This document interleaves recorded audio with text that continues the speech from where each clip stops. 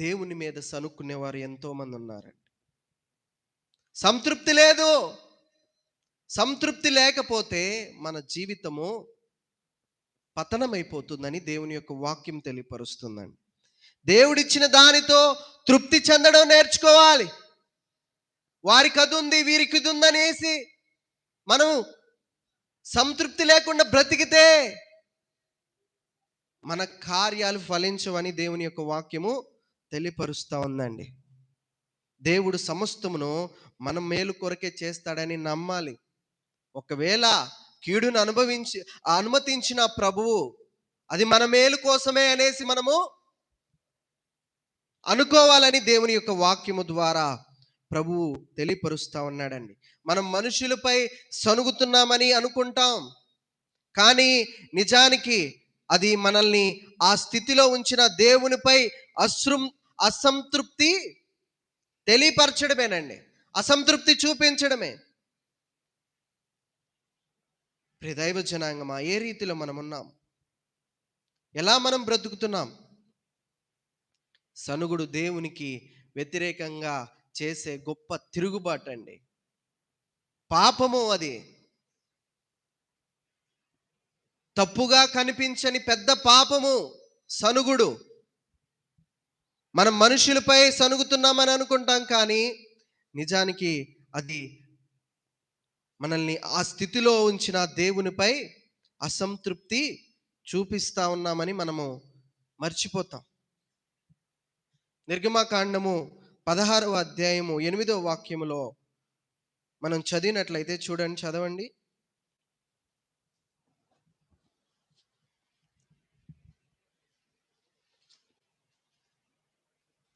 సనుగుడు అంటే బైబిల్లో మనకు గుర్తొచ్చేది ఎవరండి? అరణ్యములో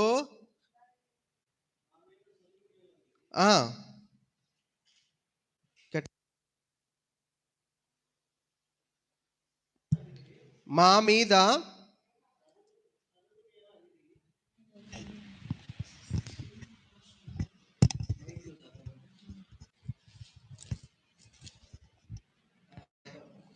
అంతట మోషే అహరోనుతో యెహోవా సన్నిధికి సమీపించుడి, ఆయన మీ సనుగులను వినెనని నీవు ఇశ్రాయేలీయుల సర్వ సమాజంతో చెప్పవలెను. అట్లు 16వ అధ్యాయం 8వ వాక్యం అమ్మ.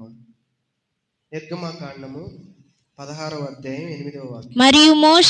మరియు మోషే మీరు తినుటకై సాయంకాలమున మాంసమును ఉదయమున చాలినంత ఆహారమును యెహోవా మీకు ఇయ్యగాను మీరు ఆయన మీద సనుగుచు మీ సనుగులను యెహోవాయే వినుచుండగాను మేము ఏ పాటి వారము మీ సనుగుట యెహోవా మీదనే గాని మా మీద కాదనెను.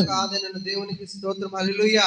మీ సనుగుడు మాకు విరోధమైంది కాదు, అది యెహోవాకే విరోధమైందని దేవుని యొక్క వాక్యము ద్వారా ప్రభు మాట్లాడుతూ ఉన్నాడండి. సనుగుడు అనగానే మనకు గుర్తొచ్చేది ఏంటి? అరణ్యములో ఈ రీతిగా వాళ్ళు సనుక్కున్నారట. దేవుడు ఎన్నో అద్భుతాలు చేసినా కానీ వారు కష్టాలు ఎదురైనప్పుడల్లా మోషేపై అదేవిధంగా దేవునిపై సనిగారండి. ఇదిగో ఏమంటుంది ఇక్కడ వాక్యము? యెహోవా మీద మీరు సనిగిన సనుగులను ఆయన వినుచున్నాడు. మనం అనుకుంటాం,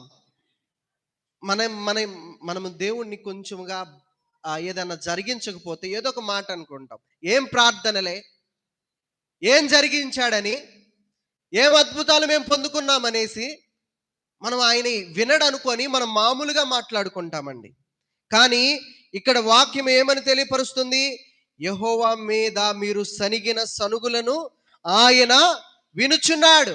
ఎవరు వినుచున్నాడు? ప్రభు వింటా ఉన్నాడండి. అద్భుతాలు చేసి ఉన్నాడు ప్రభు, ఎన్నో అద్భుతాలు చేసి ఉన్నాడు. అప్పటికే ఇశ్రాయేలీయుల జీవితంలో ఏదో చిన్న కష్టం వచ్చినప్పుడు, అది పెద్ద కష్టమేం కాదు, మన్నాని తిని తిని తిని తిని అంట ఎవిటేసిపోయి మాంసం కావాలని సనిగారు.